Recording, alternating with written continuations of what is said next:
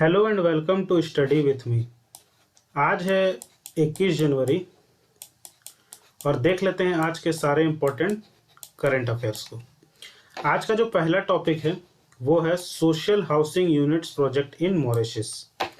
Mauritius में एक project start किया गया है जिसका नाम है सोशल हाउसिंग यूनिट प्रोजेक्ट्स। ठीक है, क्या है न्यूज़ में, क्यों है न्यूज़ में और इंडिया के लिए क्या कैसे ये कनेक्टेड है वो भी हम लोग देखेंगे, क्योंकि इंडिया के पॉइंट ऑफ व्यू से ही हमें देखना है कि आखिर वो क्यों इम्पोर्टेंट है।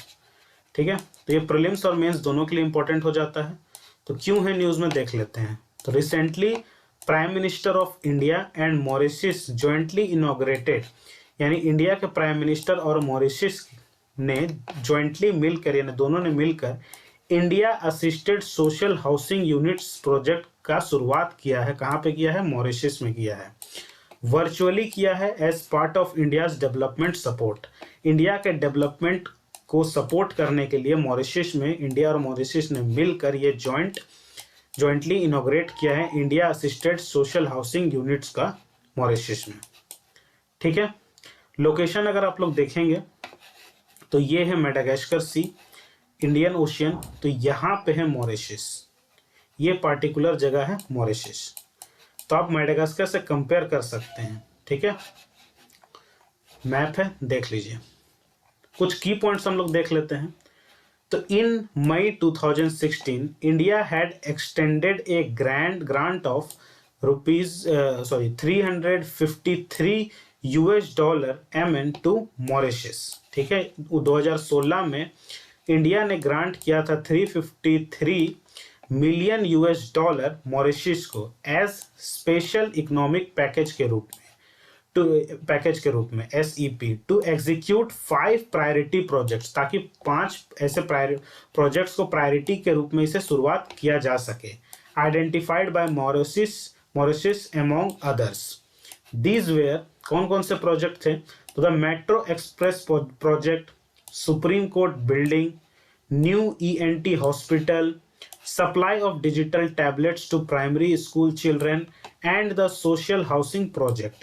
तो इन 5 प्रोजेक्ट को लेकर इंडिया ने मॉरिशस को $353 मिलियन ग्रांट किया था। With the inauguration of the social housing project, all the high profile projects under the SEP has been implemented।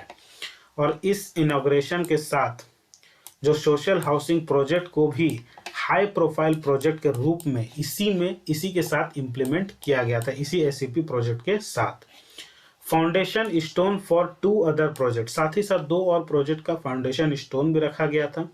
पहला है construction of a state of the art civil service college. ठीक है, state of the art civil service college को construct करने का काम it is being financed through a grant support of $4.74 million और इसके लिए $4.74 मिलियन का सपोर्ट ग्रांट किया गया था अंडर ऑन MOU, जो कि MOU साइन हुआ था 2017 में, जब प्राइम मिनिस्टर जो है वो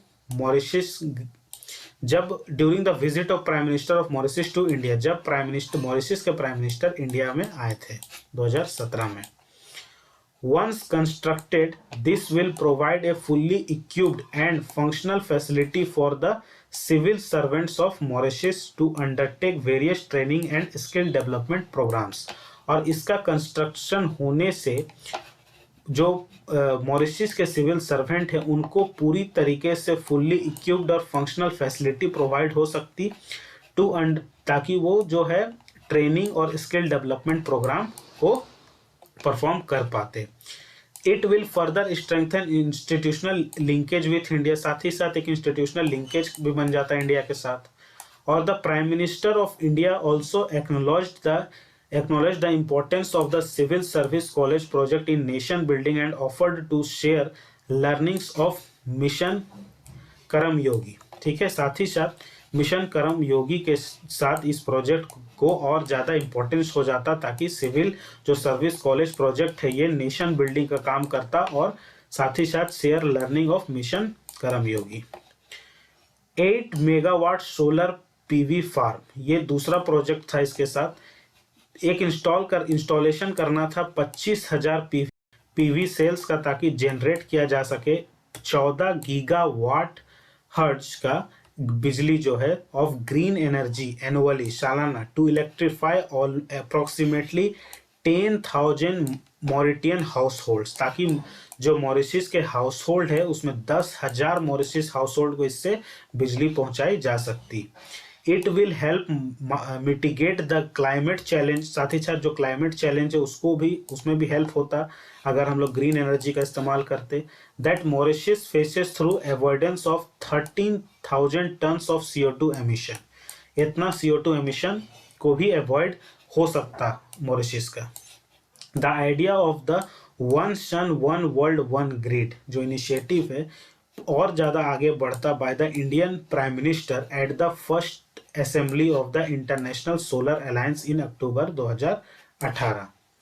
exchange of two key bilateral pacts, agreement for the extension of, agreement किया गया था ताकि एक्सटेंशन किया जा सके of $19 million line of credit from India to Mauritius for the metro express and other infrastructure projects.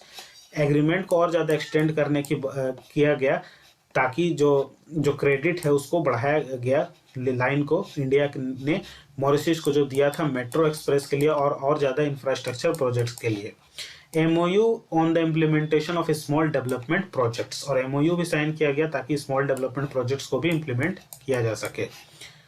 India Mauritius का relation को देख लेते हैं कि अबाउट कनेक्शन जो है इंडिया और मॉरिशस का ये 1730 से है, एंड डिप्लोमेटिक रिलेशन जो है वो डिप्लोमेटिक जो रिलेशन है वो इस्टेब्लिश हुआ है 1948 में, before Mauritius become an independent state. Mauritius जब इंडिपेंडेंट स्टेट कब बना था? 1968 से, उससे पहले से इंडिया के साथ उसका रिलेशन है। India has viewed Mauritius through the prism of the diaspora, ठीक है। Nearly 70% of the population of Mauritius जो है इंडियन ओरिजिन पीपुल वहाँ पे रहते हैं। It is significant partner of India is celebrating Pravasi Bharatiya Divas which is a forum for issue concerning the Indian diaspora. Significance for India क्या है? तो geo strategic, India has begun to see the strategic significance of Mauritius to the renewed great power contestation in the Indian Ocean.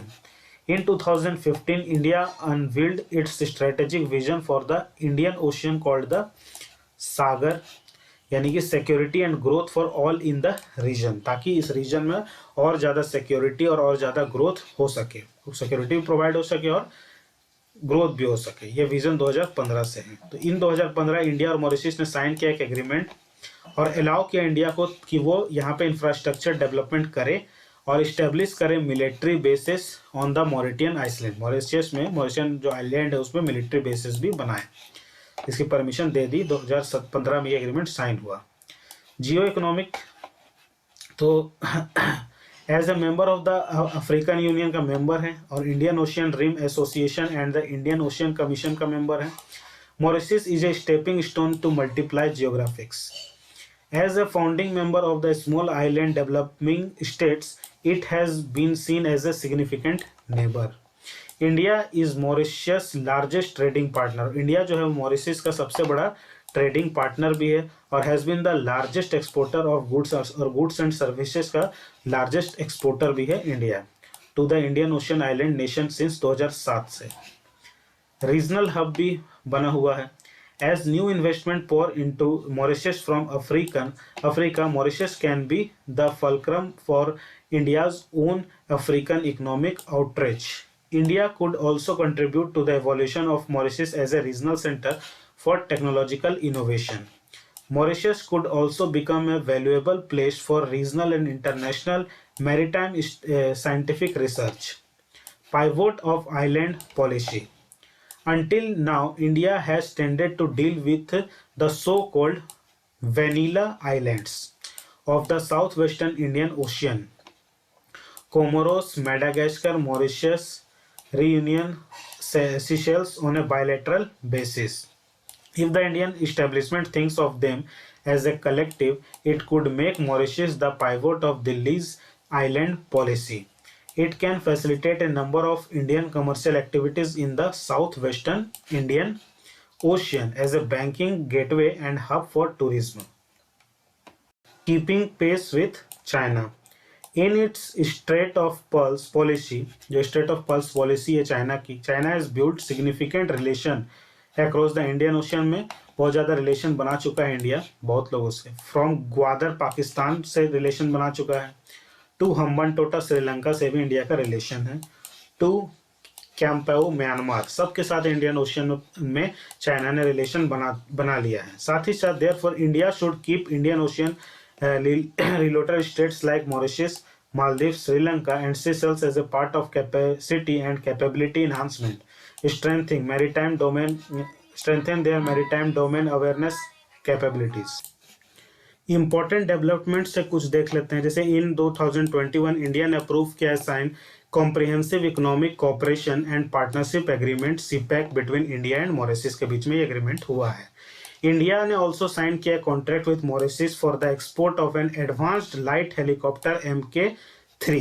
ठीक है, जो helicopter will be used by Mauritius police force, जो कि Mauritius police force के द्वारा ये इस्तेमाल की जाएगी. तो काफ़ी ज़्यादा जो है डेवलपमेंट का काम इंडिया के द्वारा वहाँ हो रहा है. सबसे बड़ा ट्रेडिंग पार्टनर भी है, बहुत चीज़ों का गुड्स एंड सप्लाई का एक्सपोर्टर भी है. साथ ही साथ बहुत सारे डेवलपमेंट के काम्स और बहुत सारे एग्रीमेंट कॉन्ट्रैक्ट साइन भी हुए हैं दोनों के बीच. कुछ और वे फॉरवर्ड भी है जो आप इसको रेफर कर सकते हैं. ठीक है, तो आई होप आपको ये वाला जो टॉपिक है ये आपको बहुत अच्छे से समझ में आया होगा. मॉरिशस इंडिया का रिलेशन भी समझ में आया होगा. बढ़ते हैं आज के हमारे नेक्स्ट टॉपिक की ओर, जो कि ये बहुत इंपॉर्टेंट हो जाता है हमारे लिए. Deputation of all India services officer. Deputation of all India services officer prelims और मेंस दोनों के लिए इंपॉर्टेंट हो जाता है. क्यों है न्यूज़ में देख लेते हैं. Recently, the Department of Personnel and Training wrote to the states that the union government proposes to amend Rule 6, Deputation of Cadre Officers of the Indian Administrative Services Cadre Rules 1954. जो department है personal and training का, इसने लिखा है states को कि union government जो है ये अमेंड कर रहा है, प्रपोज कर रहा है अमेंड करने के लिए रूल 6 को. रूल 6 किसके लिए है? डेपुटेशन ऑफ कैडर ऑफिसर के लिए, जो कि IAS ऑफिसर होते हैं. तो Indian administrative services cadre rules 1954 के तहत. तो under this the union government will acquire for itself overriding powers to transfer IAS and IPS officers through central deputation. Union government ये एक्वायर कर लेगा खुद से ही, और जो पावर ट्रांसफर किए जाते हैं IAS को और IPS ऑफिसर को, तो वो सेंट्रल डेपुटेशन से होगा. Doing away with the requirement of taking the approval of the state governments. और ये रिक्वायरमेंट है कि वो अप्रूवल लेगा स्टेट गवर्नमेंट से भी. ठीक है, कुछ की पॉइंट्स से देख लेते हैं. ऑल इंडिया सर्विसेज जो है अबाउट ये ऑल इंडिया जो सर्विसेज है वो कंपाइज ऑफ 3 सिविल सर्विसेज है इंडिया में. इंडियन एडमिनिस्ट्रेटिव सर्विसेज जो IAS है, सबसे बड़ा सर्विस है. सेकंड है इंडियन पुलिस सर्विस यानी IPS है. और थर्ड है IFOS यानी Indian Forest Service. Federal natural of all India services officer. All India services officer are recruited by the union government. जो ऑल इंडिया ऑफिसर्स होते हैं इसको रिक्रूट कौन करता है? यूनियन गवर्नमेंट करता है. एक एग्जाम होता है UPSC का, उसके थ्रू होता है. And their services are allotted under various state cadres. और इसमें वेरियस स्टेट कैडर्स दिए जाते हैं. Hence they are have the accountability to serve both under the state and the centre. इनको ये जिम्मेदारी होती है कि वो स्टेट साथ साथ सेंटर दोनों के लिए काम करें, दोनों के लिए प्रति अपनी सर्विस प्रोवाइड करें. हाउएवर जो कैडर कंट्रोलिंग अथॉरिटी होती है all India services union government की, और जो डिपार्टमेंट होता है कैडर कंट्रोल अथॉरिटी का of IAS officer, cadre controlling authority for deputation of IPS and IFS in the ministry of home affairs के अंदर आता है and the environment ministry respectively. Central deputation जो रिजर्व है ये स्टेट गवर्नमेंट के has preserve in number of officers available for deputation as prescribed under central deputation reserve.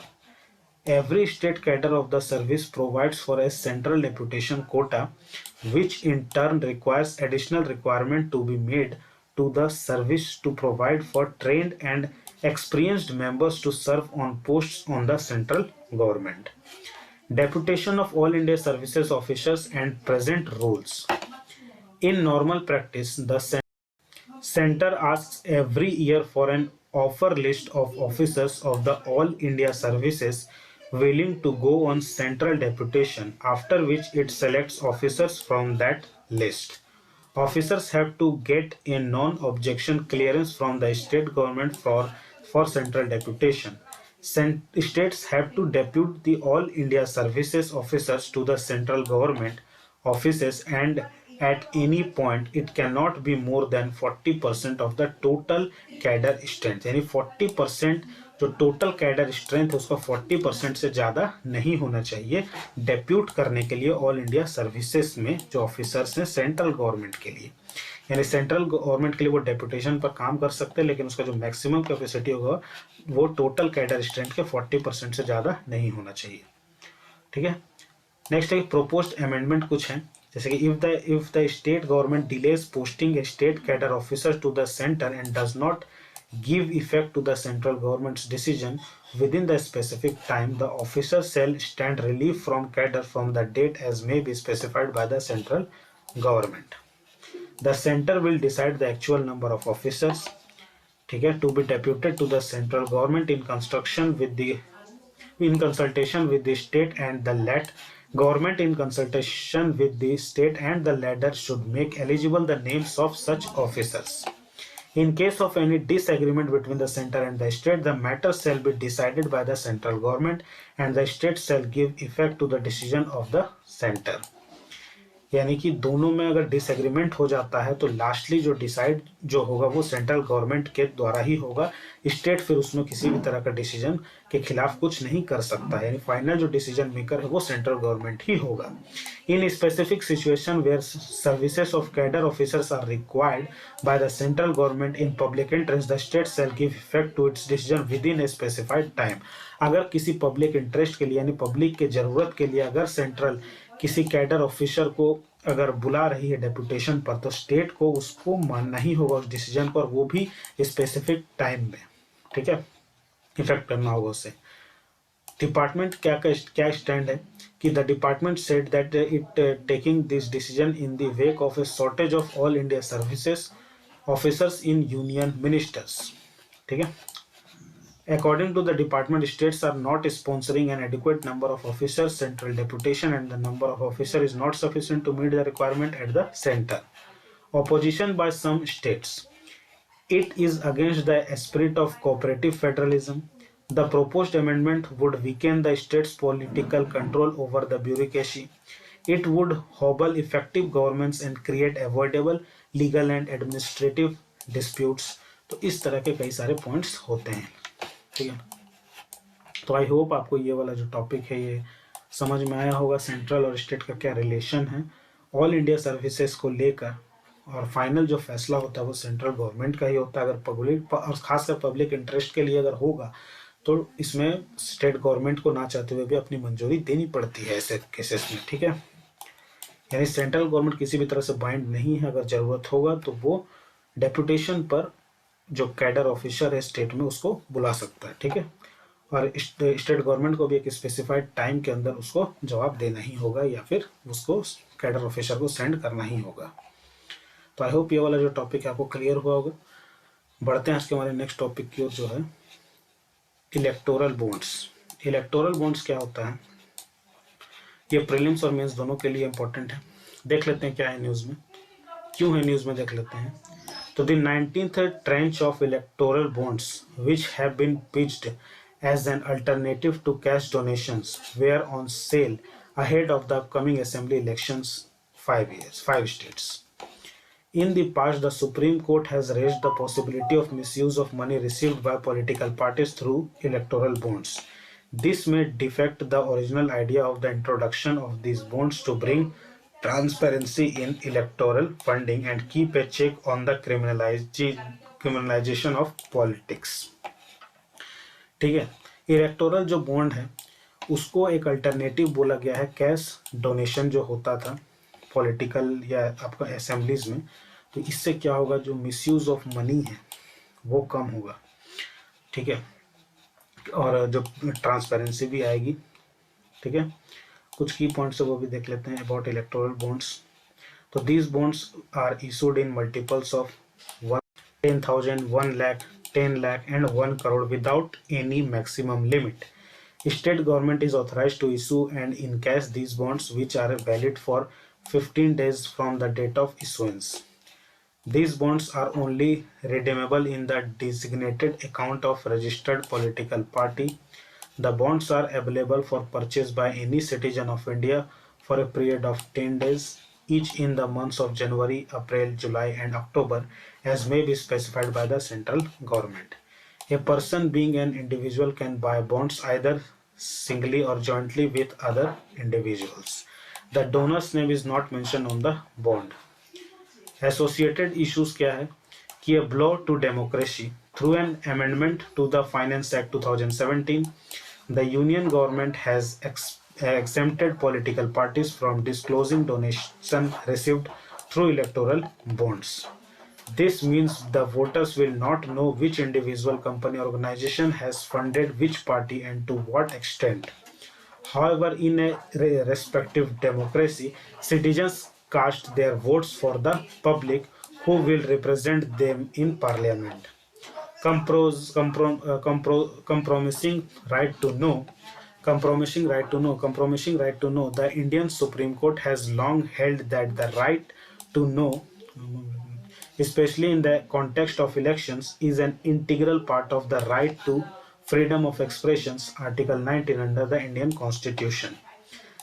Against free and fair election, while electoral bonds provide no details to the citizens, the said anonymity does not apply to the government of the day, which can always access the donor details by demanding the data from the State Bank of India (SBI). This implies the government is in power, can leverage this information and disrupt free and fair elections. Crony capitalism.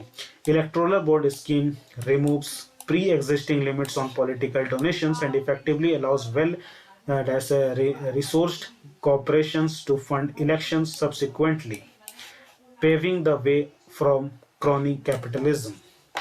कुछ way forward भी है इसमें, वो भी देख लेते हैं कि ठीक है, इंपॉर्टेंट है कि transparency in elections funding in many advantages countries elections are funded publicly. This ensures principles of parity and there is no too great a resource gap between the ruling party and the oppositions. Second ARC Dinesh Goswami committee जब बैठी थी and several others have been recommended state funding of elections. Further, until the election do not get publicly funded, there can be caps or limits on the financial contribution to political parties. Judiciary acting as an umpire, ठीक है. One of the most critical function of an independent judiciary in a functioning democracy is to referee the fundamentals of the democratic processes. ठीक है, कुछ और explanation आप देख सकते हैं फर्दर. ठीक है, तो आई होप आपको ये वाला जो टॉपिक है बहुत अच्छे से क्लियर हुआ होगा. इलेक्टोरल बॉन्ड्स एक बहुत ही इंपॉर्टेंट टॉपिक हो जाता है हमारे कॉन्स्टिट्यूशंस के लिए भी, और साथ ही साथ अगर ये करंट में है तो और ज़्यादा इम्पोर्टेंट हो जाता है कि ये, और ज़्यादा चांस बढ़ जाता है कि ये एग्ज़ाम में इससे 1 या 2 क्वेश्चन बन ही जाता है. ठीक है, तो बहुत इम्पोर्टेंट है. ठीक है, बढ़ते हैं आज के हमारे नेक्स्ट टॉपिक की ओर, जो कि है ranking of states on faster green nodes. Ranking of states on faster green nodes, ये क्या है, न्यूज़ में क्यों है, देख लेते हैं. प्रीलिम्स मेंस दोनों के लिए इंपॉर्टेंट हो जाता है. क्यों है न्यूज़ में, देख लेते हैं कि the union minister of environment, forest and climate change has decided to rank states, specially state environment impact assessment authorities, on the speed with which they accord environmental clearance to development projects. The issue of action taken to enable ease of doing business, especially in the context of ranking of states based on the time taken in accordance with clearance, was raised in November 2021. The average time to grant environmental clearance in all sectors has reduced significantly from over 150 days in 2019 to less than 90 days in 2021. SEIAS जो है ये responsible है providing environmental clearance for bulk infrastructure, developmental and industrial projects. Their main purpose is to the main purpose is to assess the impact of the proposed project on the environment and people and to try and minimize this impact. कुछ की points है वो भी देख लेते हैं about कि it is decided to interview the states through a star rating system based on efficiency and timeliness in grant of EC. ठीक है, this is intended as a mode of recognition and encouragement as well as for promoting improvements where needed. Parameters of the rating क्या है, parameters है किस पर, parameter तो 0 से लेकर 1 तक 5 पैरामीटर्स है एंड 0 से लेकर 2 तक 1 है एंड 1 फॉर ग्रांटिंग EC. ठीक है, इस तरह के पैरामीटर्स पर ग्रांट किया जाता है. The average number of days taken by to accept proposal seeking either EC or terms of reference for projects, the number of complaints addressed by the authority, the percentage of cases for which sites visit are carried out by the either ECs or state experiment appraisal committees, the percentage of cases in which the authority seeks additional information from projects from proponents more than once, the disposal percentage of proposals seeking fresh or amended टोर्स that are older than 30 days. इसी तरह disposal percentage proposal seeking fresh amendment EC के लिए जो है 120 हो जाता है. Criticism है ऑफ द मूव कि रिड्यूस द सिया और द रबड़ स्टाम्प अथॉरिटी. आर्टिकल 21 जो वायलेट आर्टिकल 21 हो रहा है बोलता है यहाँ पे, ये सब कुछ क्रिटिसिज्म है कि द रेटिंग सिस्टम जो है against environmental rule of law ये वायलेट करता है आर्टिकल 21 ऑफ द कॉन्स्टिट्यूशन को, protection of life and personal liberty को, and is a arbitrary exercise of power to benefit only business at the cost of the environment and people. ठीक है, contrarian the mandate of the सियाज. ठीक है, the move will severely constrain the mandate of the SIAs under the Environmental Protection Act 1986 and the Environment Impact Assessment Notification.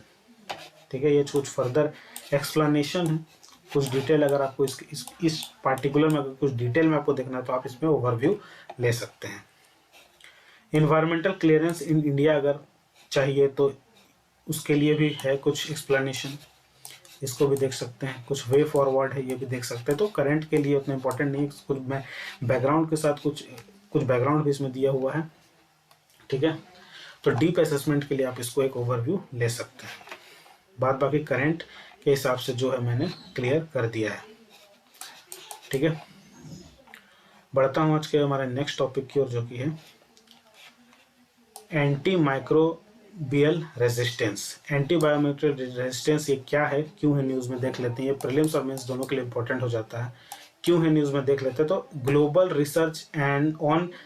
Research on anti microbial resistance के report के अनुसार 1.27 million people जो है वो died हुए 2019 में as a direct result of AMR यानी antimicrobial resistance के चलते. तो the death due to AMR is now a leading cause of death worldwide, higher than HIV और एड्स और मलेरिया से ज़्यादा AMR से लोग मर रहे हैं. मोस्ट ऑफ द डेथ जो AMR से जो हो रही है लो रेस्पिरेटरी इन्फेक्शन के चलते, जैसे कि phenomena bloodstream infection which can lead to sepsis हो जा रहा है लोगों को. ठीक है, कुछ की पॉइंट से देख लेते हैं कि anti microbial resistant is the resistant acquired by any micro organism जैसे कि बैक्टीरिया, वायरस, फंगस और पेस्टिसाइड से हो सकता है. जो एज ए रिजल्ट है इसका जो treatment become ineffective, infection persist and may spread to others, दूसरों में भी फैल सकता है. वर्ल्ड हेल्थ ऑर्गेनाइजेशन ने बताया कि आइडेंटिफाई किया AMR जो है one of the top 10 threats है वर्ल्ड हेल्थ के लिए. रीजन फॉर स्प्रेड जो क्या है कि misuse of antimicrobials in medicine में इसका मिसयूज जो हो रहा है, इनएप्रोप्रिएट जो एग्रीकल्चर में इसका यूज हो रहा है, इसके चलते इसका फैलाव हो रहा है. और कंटामिनेशन अराउंड फार्मास्यूटिकल में जो मैन्युफैक्चरिंग साइट से वेयर अनट्रीटेड वेस्ट है जो रिलीज करता है large amount of antimicrobials in the environment.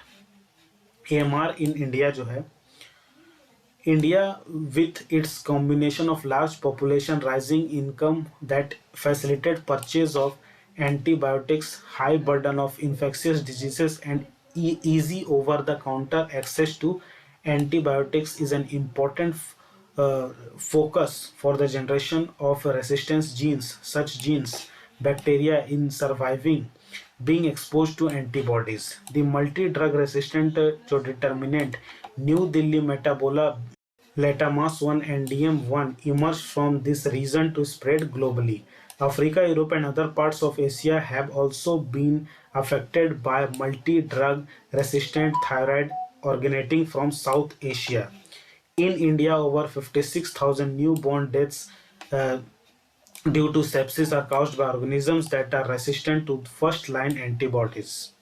A study reported by ICMR 10 hospitals showed that when COVID patients acquire drug-resistant infections in hospital, the mortality is almost 50 to 60%.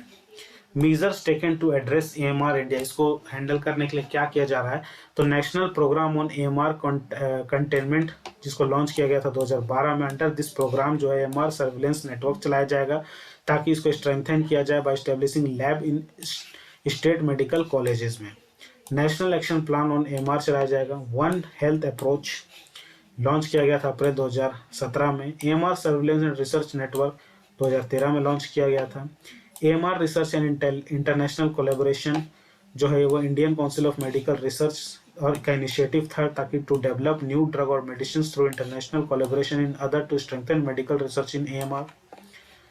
Antibiotic जो stewardship programme है वो चलाया गया था। ICMR ने का initiative था has initiated antibiotic stewardship programme on a pilot project across India to control misuse and overuse of antibiotics in hospital wards and ICUs. DCGI has banned 40 fixed dose combinations which were found inappropriate.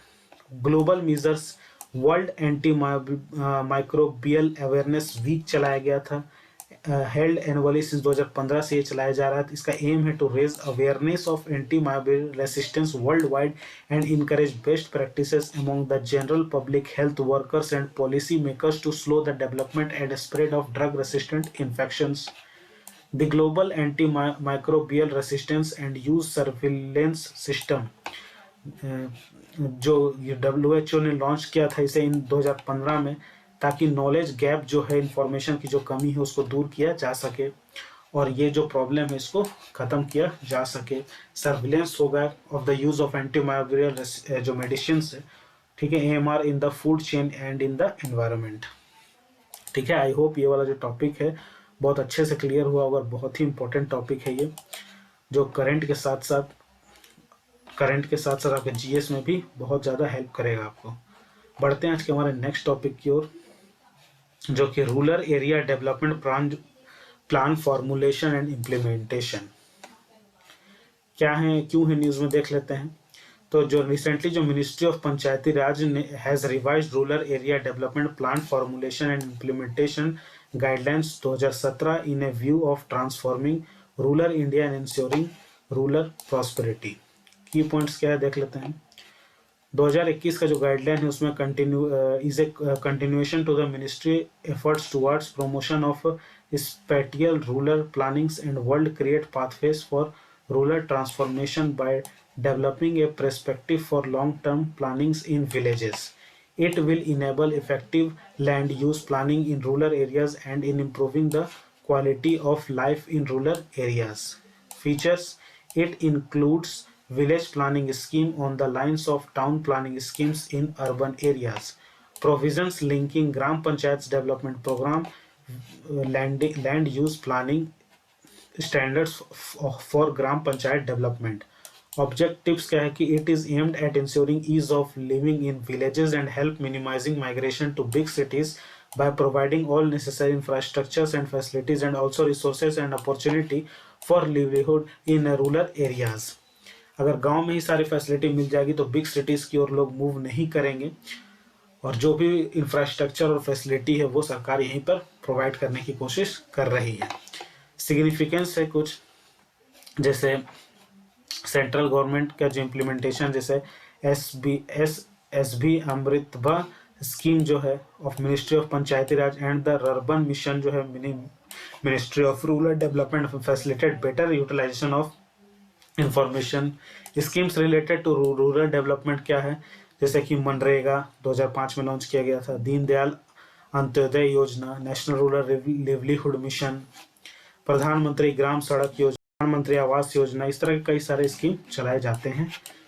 National institute on rural development and Panchayati Raj, Mahatma Gandhi national rural employment guarantee act, MNREGA, 2005, day dash NRLM, ठीक है। PMGSY ये भी है। तो बहुत सारे scheme ऐसे चलाए जाते हैं, ठीक है, ताकि रूरल एरिया को भी डेवलप किया जा सके और सारा फॉर्मुलेशन और इम्प्लीमेंटेशन किया जा सके, ठीक है। आई होप ये वाला जो टॉपिक है आपको क्लियर हुआ होगा। बढ़ते हैं आज के हमारे नेक्स्ट टॉपिक की ओर, जो कि आज का हमारा लास्ट टॉपिक है। Cabinet approves funds for IRDA, ठीक है। इरिडा का फुल फॉर्म क्या है? Indian renewable energy development agency है, ठीक है। यूनियन गवर्नमेंट ने अप्रूव किया है 1500 करोड़, ठीक है, जो इनेबल इरिडा जो lead 12,000 crore to the renewable energy sector में। इरिडा जो है लॉन्च हुआ था एक विसल ब्लोअर पोर्टल की तरह as a part of vigilance awareness week 2021। कुछ की पॉइंट्स इसके देख लेते हैं। सिग्निफिकेंस ऑफ द फंड, ये हेल्प करेगा इन एम्प्लॉयमेंट जनरेशन करने में। एक प्रोफिलेक्सी 10,200 जॉब्स पर ईयर ये प्रोवाइड करेगा। साथ ही CO2 जो इक्विवेलेंट एमिशन इसको रिड्यूस करने में मदद करेगा। 7.49 मिलियन टन्स जो CO2 पर ईयर जो होता है एमिशन, उसको कम करने में मदद करेगा ये। एडिशनल इक्विटी इन्फ्यूजन है 1500 करोड़ जो गवर्नमेंट ऑफ इंडिया के द्वारा इनेबल किया गया इरिडा को, ताकि to lead 12,000 crore approximately to the renewable energy sector से आएगा, thus facilitating the depth requirement of RE and additional capacity of approximately 3,500 to 4,000 megawatt, 3,500 to 4,000 megawatt, 3,500 to 4,000 megawatt। इसको इम्प्रूव करने में मदद मिलेगा capacity to risk weighted assets ratio को to facilitate its lending and borrowing operations. CRAR also known as CAR, capital adequacy ratio, is critical to ensure that financial organizations have enough cushion to absorb and reasonable amount of losses before they become insolvent। IREDA जो है, IREDA is a mini Ratna company है, एक mini Ratna company है जो कि ministry of new and renewable energy के अंदर आता है। इसका सेटअप जो है 1987 में एक specialised non banking finance agency के द्वारा किया गया था फॉर रिन्यूएबल एनर्जी सेक्टर के लिए। इरिडा जो है एक इम्पॉर्टेंट रोल प्ले करता है ताकि रिन्यूएबल एनर्जी प्रोजेक्ट्स को आगे बढ़ाया जा सके, ठीक है, ताकि जो है जो CO2 का एमिशन है वो सारा कुछ कम हो सके। एम्प्लॉयमेंट का जनरेशन का भी इसका जो एक फोकस रहता है, ठीक है। तो आई होप ये जो टॉपिक है बहुत अच्छे से आपको क्लियर हुआ होगा। आज का जो करंट अफेयर्स का टॉपिक है आपको बहुत अच्छे से क्लियर हुआ होगा, मुझे लगता है सारे टॉपिक्स मैंने डिटेल में कवर किए हैं। तो अगर आपको वीडियो पसंद आता है तो वीडियो को लाइक करिए, शेयर करिए, चैनल को सब्सक्राइब करिए और सब्सक्राइब करने के साथ साथ बेल आइकन को जरूर दबाइए ताकि हर वीडियो की नोटिफिकेशन आप तक सबसे पहले पहुंच सके। मिलता हूं आपसे नेक्स्ट लेक्चर में, तब तक के लिए जय हिंद, जय हिंद, जय हिंद।